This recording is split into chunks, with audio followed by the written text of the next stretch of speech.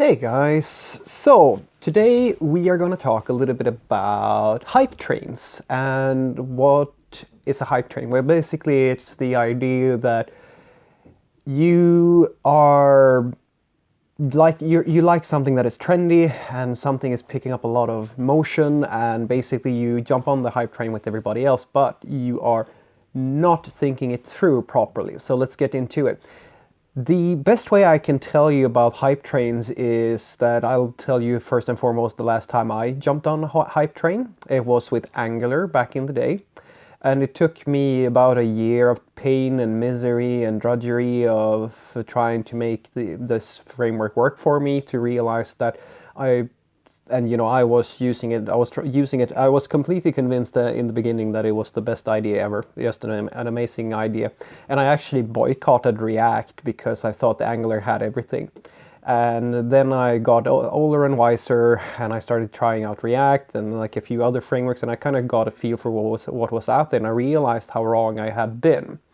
And I realized that probably the only reason I actually jumped on the hype train was because of my guess is what everybody else did. It's a tool promoted by Google, and because it's a tool promoted by Google, it became. I argue, Google is. They are really good at pushing their technology. They have their brand is so respected in the IT community that it's just ludicrous. And that's basically where I started trying to correct myself and try to make sure that in the future I stopped jumping on the hype train for everything that I could, as much as I could.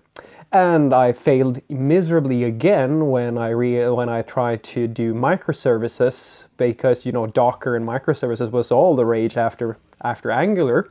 And so I jumped on that hype train too, and I realized that it's probably not a smart idea to split up what's a very naturally what is in essence a web page, a web application, into a microservices architecture with APIs and like a bunch of functionality that wasn't even needed to actually ship the thing. And that was fuck up number 2 basically. And I was convinced that I was gonna go into a new mindset now. I'm not gonna fuck up anymore. I'm not gonna get on the hype train. I'm absolutely not.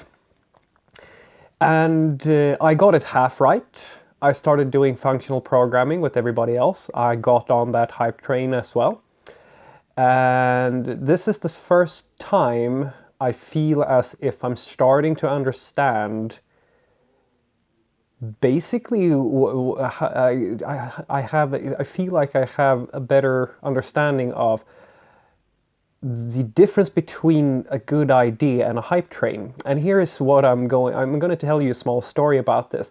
It's something that I kind of figured that out when as I started working with React and functional programming and like these trends, and something in me, I don't know what, made me realize that, at least in my opinion, that the best part about React, and I think I owe a little bit of credit to my colleague Mark for this, I owe that guy so much, when he was saying, he said to me basically, Frederick, there's always going to be a new framework. Next year it's going to be something new. Next year it's going to be something, like there's always a new framework. And I pushed the innovation and like forward, trying to be, this guy was talking about forward thinking and adopting new tools, and he was more conservative. And after a bunch of healthy discussions about these topics, I started to understand that what I really liked about React was not React itself. I realized that I don't care about the framework, but I care about the modularity and the principle, the ideas that this framework is pushing. And when I realized that that's what I could somehow, just by being able to express that, I started to get off the hype train. I didn't feel emotionally invested in React anymore. And I feel that it led to a new level of maturity in my career. And what's interesting is that I found when I was looking for a job that was a very nice way to test other developers to see where they were in their mindset and their process, because I remember how I was when I was on the Angular hype train. I would not hear anything else. Like Angular, I had a good reason for, I could sit there and name reasons why I loved Angular, but I couldn't really answer a very specific question. And I'm going to tell you what the question was. I did this myself.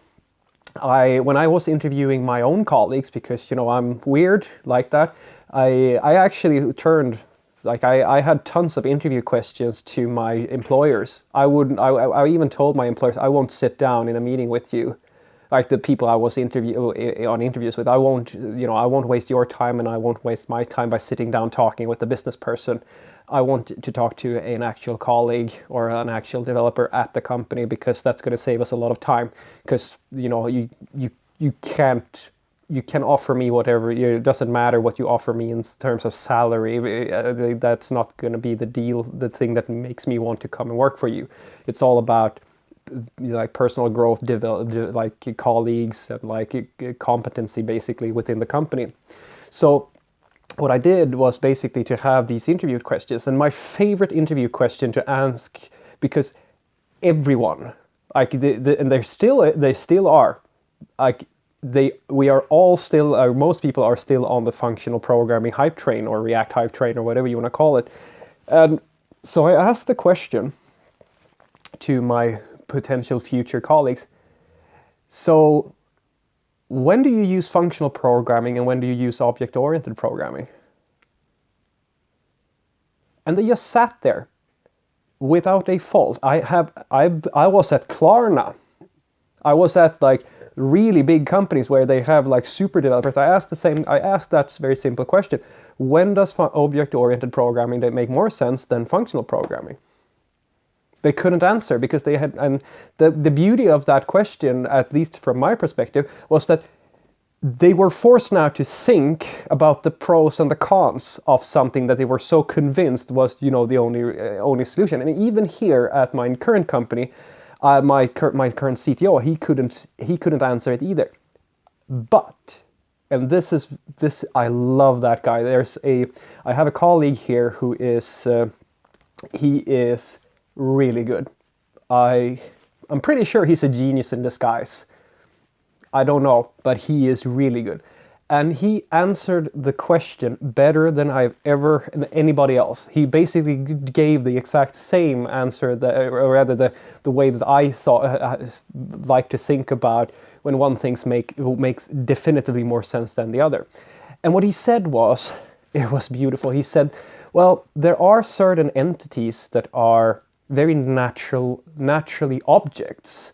Like take a button, for example. How would you, if you wanted to create a button or an API that somebody, like a library or something like that, if you wanted to make that and provide that as a building block to somebody else, it would make very little sense for you to put that, like to make that a functional thing, because it's very natural and object thing, an object with attributes and properties and all that stuff.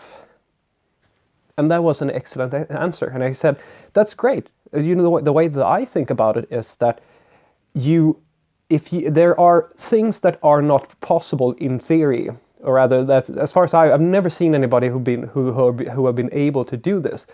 And my favorite example of when object-oriented programming is really, really good is when you have a container of some sort and you need to create a lifecycle event system. Basically, think of React, for example. Component did mount, component will unmount. All of these lifecycle events.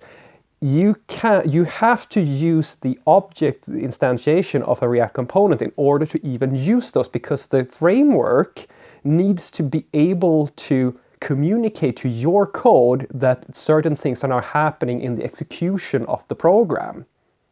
And that's not a functional thing. That's object-oriented. And object-oriented does that very well. If you think about every single Java application you've ever made, it's all objects with functions that are run by the server. The server is using these callback functions to communicate between your code and the incoming request. And that very naturally becomes an object. Like, I'm not saying that it's impossible. Or rather, I'm not saying, I don't know if it's possible to do that in a purely functional way. Maybe it is. I've never seen it. But that is an object-oriented type of problem where you very naturally solve it in that manner. You can absolutely do routing and stuff like that with callbacks and functions, and I mean that's what you do in Express. But as I said, in React land, I don't. It's a very natural. To me, it becomes very naturally an object-oriented problem. Now, I'm not trying to say that this is a definitive answer, and that's not why I was so impressed by my colleague. I was impressed because he has the type of seniority where he could appreciate the tool. He could say that, yeah, I think that this tool is very good for solving this problem, and I think that this tool is very good for solving that other problem. Having that distance, being able to just take a step back from your favorite tool, look at it and say, this is what it does good, and this is what it does bad. I should use it in these situations, but not these situations. That is a sign that you're not on the hype train. Because if you're on the hype train, you don't even stop and question whether or not you should use the tool that you like so much.